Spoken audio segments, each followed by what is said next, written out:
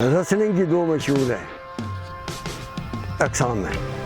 एक अखाड़े में मट्टी के ऊपर होती है जिसका पूरी वर्ल्ड का चैम्पियन उसमें ज़मान गामा पहलवान था, जारा पहलवान भी था।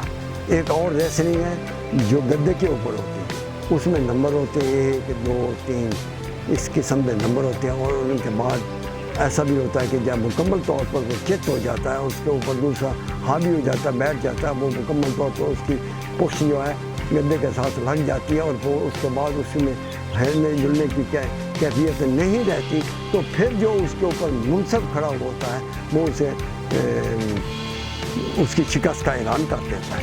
जो इंसान जो है करवट भी नहीं ले सकता वो है देसी रेसलिंग। देसी रेसलिंग प्री पार्टीशन जो नवाब होते थे इसके इंडिया कंबाइन बड़े सही पूरा हिंदुस्तान पाकिस्तान इंडिया मिला के भारत, तो वो पहलवानों की जो है सेवा करते थे, अपने पास रखते थे, पहलवान तैयार होते थे। गामा पहलवान और उसका भाई गुलाम मोहम्मद रुस में हिंदुस्तान गामा पहलवान बरतानिया में गया तो बरतानिया का जो था चैम्पियन उसका नाम था ज़िबस्को के साथ इसकी फाइट हुई, 2.5 घंटे फाइट हुई, दोनों में से कोई उन्हें फॉल न कर सका। यहाँ आकर उन्होंने उसे गैर मामूली ट्रेनिंग करवाई। राइट आफ्टर 1 ईयर ट्रेनिंग करने के बाद ये दोबारा वहाँ गए, ज़िबस्को इसके मुकाबले में आया, टेक्निक भी बेहतर की, तो विदन नो टाइम चशन जदन में ज़िबस्को को इन्होंने फॉल कर दिया, उसकी जो चारों शान चित्त हो गया। दरमियान में एक ऐसा शख्स आता है जहाँ पर हम उसकी तारीफ किए बगैर नहीं रह सकते, वो जारा पहलवान इसी ख़ानदान में से था। जब मैंने उसे देखा तो मेरा अपना ज़ाती ख्याल ये था कि ये दुनिया का चैम्पियन है, इसमें इतनी ताकत थी कि दुनिया को कोई पहलवान भी इसके सामने नहीं खड़ा। एक पहलवान अनोखी जापान से आया तो उसके चचा को इसने यहाँ पर गिराया, तो उसके बाद दोबारा अगले साल अनोखी आया तो जारा पहलवान तैयार था।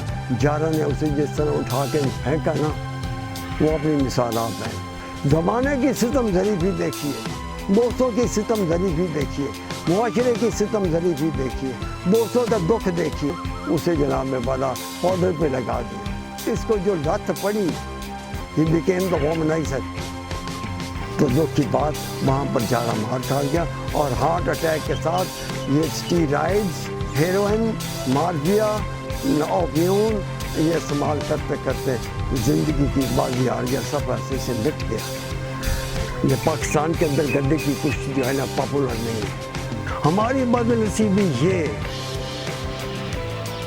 कि ना ये जो रेसलिंग है ना इसे गवर्नमेंट पैटर्नाइज करती है, ना नवाब इसे पैटर्नाइज करते हैं, ना ज़िला कौंसिल इसे पैटर्नाइज करती है। काश स्कूलों के अंदर गद्दे हों, गद्दा है नहीं। जंग में अगर फर्ज किया गद्दे की कुश्ती होती है तो गद्दा पैसा यूनिवर्सिटी से आता है, स्कूलों के पास किसी के पास गद्दा नहीं है, निकलाई नहीं हो तो और क्या होना। स्कूलों में, कॉलेजों में, यूनिवर्सिटियों में ना इनको ग़िज़ा मिलती है खिलाड़ियों को, ना कोई ऑर्गेनाइज करता है। इससे तो बेहतर आर्मी है जिनके पास हर यूनिट में 28 कोच गद्दे की कुश्ती वो करवाते हैं। लेकिन सिविल में नालायक अमला, नालायक पंजाब स्पोर्ट्स बोर्ड, नालायक पाकिस्तान स्पोर्ट्स बोर्ड, उसके तमाम कर्ता धर्ता इस चीज़ के जिम्मेदार हैं। जैदी संदों के ऊपर आए हुए उन्हें कोई हक नहीं पहुंचा कि वो इस तरह कौम के ख़जाने को लूटें, तनख्वाहें लें, पेंशनें लें और ये काम सीखें। बड़े वसूख के साथ, कॉन्फिडेंस के साथ ये कहूँगा, हमें एशियन गेम्स, ओलंपिक गेम्स के मेडल्स के मुताबिक हम सोच भी नहीं सकते। लिहाजा सूरत हाल ये है, इसका इलाज ये है कि इन लोगों की इंक्वायरियाँ की जाए, इनसे पैसे रिकवर किए जाए और इन्हें नौकरियों से फारिग किया जाए और इन्हें जिंदा में डाल दिया जाए।